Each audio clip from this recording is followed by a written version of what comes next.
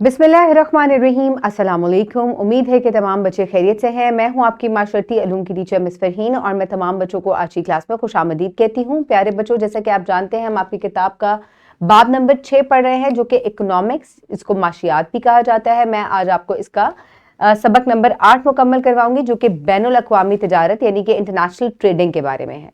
तो प्यारे बच्चों, पिछले सबक की दोहराई से आगाज करते हैं, जिसमें हम पहले से ही तिजारत के बारे में पढ़ चुके हैं। तो जल्दी से आप मुझे बताएं कि तिजारत की तारीफ क्या है, या आपने इसको डिफाइन करना है।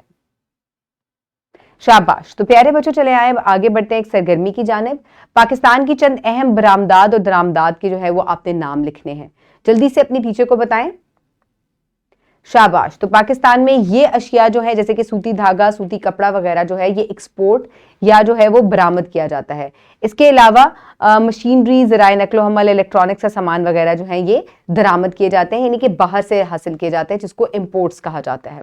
तो प्यारे बच्चों, आज के सबक में आप इस काबिल हो जाएंगे कि पाकिस्तान की तरक्की में बैनुल अक़वामी तिजारत की अहमियत बयान कर सकेंगे। दरामदात और बरामदात क्या है, जल्दी से मुझे बताएं। इनको इंपोर्ट्स एंड एक्सपोर्ट्स कहा जाता है। जो चीज़ हमारे अपने मुल्क में बनती है और उसको हम बाहर भेजते हैं, उसको हम बरामदात कहते हैं, और इसके अलावा जो हम दूसरे मुल्क से मंगवाते हैं उसको हम दरामदात कहते हैं। तो अब हम पढ़ेंगे पाकिस्तान की तरक्की में बैनुल अक़वामी तिजारत की अहमियत, यानी कि importance of international trade for the development of Pakistan. जल्दी से अपनी किताब में सफ़ा नंबर 80 खोलें। उम्मीद है तमाम बच्चों ने सफ़ा खोल लिया है। चले आए, इसकी पढ़ाई शुरू करते हैं। जब तिजारत मुख्तलिफ ममालिक के माबैन होती है तो इसे बैनुल अक़वामी तिजारत कहा जाता है। बैनुल अक़वामी तिजारत का पाकिस्तान की मैशियत पर गहरा असर पड़ता है। खाम तेल और दीगर मसनूआत सनती शोबे में बड़े पैमाने पर इस्तेमाल होती हैं, और इनकी दस्तयाबी सिर्फ इसी सूरत में मुमकिन है जब हम इन्हें दरामद करें, यानी कि इम्पोर्ट करें। तो प्यारे बच्चों, जो इम्पोर्ट एक्सपोर्ट्स हैं या जो तिजारत है दूसरे ममालिक के साथ, बाहर के ममालिक के साथ, ये पाकिस्तान की मैशियत के लिए, इकोनॉमी के लिए बहुत ज़्यादा इम्पॉर्टेंट है। कोई भी काम जब पाकिस्तान में होता है, वो सड़क बनाना हो, कोई स्कूल बनाना हो, कोई तामीर करनी हो, कोई भी काम हो, उसके लिए पेट्रोलियम मसनूआत जो हैं वो बहुत ज़्यादा अहम है। और ये कब मिलती हैं, ये जो है तब हासिल होती हैं जब हम इन्हें बाहर से इंपोर्ट करते हैं या इन्हें हम बाहर से दरामद करते हैं। तो बैनुल अक़वामी तिजारत से वसाइल को इस्तेमाल करने के काबिल बनाया जाता है। पाकिस्तान जैसे तरक्की पजीर मुल्क में अपने मादनी वसाइल को मुकम्मल तौर पर इस्तेमाल करने के काबिल नहीं बना सकते, लिहाजा वो अपने खाम माल इन तरक्की याफ्ता ममालिक में दरामद करते हैं जहां इनकी ज़रूरत सबसे ज़्यादा है। और एक बहुत अहम बात प्यारे बच्चों ये है, क्योंकि पाकिस्तान इतना तरक्की याफ्ता मुल्क नहीं है, डेवलपिंग कंट्री है ये, तो यहाँ पर जो बहुत सारे हमारे वसाइल हैं या बहुत सारी जो हमारी मादनियात वगैरह हैं, उनको हम सही तरीके से इस्तेमाल नहीं कर पाते। तो हम क्या करते हैं कि हम उनको खाम हाल में ही दूसरे ममालिक में एक्सपोर्ट कर देते हैं जहाँ पर उनकी बहुत ज़्यादा ज़रूरत हो, क्योंकि इन चीज़ों को पूरी फॉर्म में लाने के लिए हमें बहुत ज़्यादा जो है वो वसाइल की ज़रूरत है, जो कि अभी हमारे मुल्क के पास नहीं है। तो इस सूरत हाल में क्या किया जाता है कि उनको खाम हाल में ही, रॉ फॉर्म में ही दूसरे ममालिक को एक्सपोर्ट कर दिया जाता है, और इस तरीके से हम रेवेन्यू जो है वो जनरेट करते हैं। बैनुल अक़वामी तिजारत के मयार ज़िंदगी को बेहतर बनाती है, क्योंकि सारिफीन को मुख्तलिफ ममालिक की तैयार करदा अशिया बड़ी तादाद में इस्तेमाल करने का मौका मिलता है। ये ज़ायद हो जाने वाली अशिया को भी इस्तेमाल करने के काबिल बनाती है। मसलन गंदम, चीनी, कपास दूसरे ममालिक को फ़रोग़ करने से मुल्क की मैशियत में इजाफा होता है। तो जितना ज़्यादा कोई मुल्क किसी दूसरे ममालिक को एक्सपोर्ट करता है, उसकी इकॉनमी उतनी ज़्यादा बेहतर होती है, उतनी ज़्यादा स्टेबल होती है।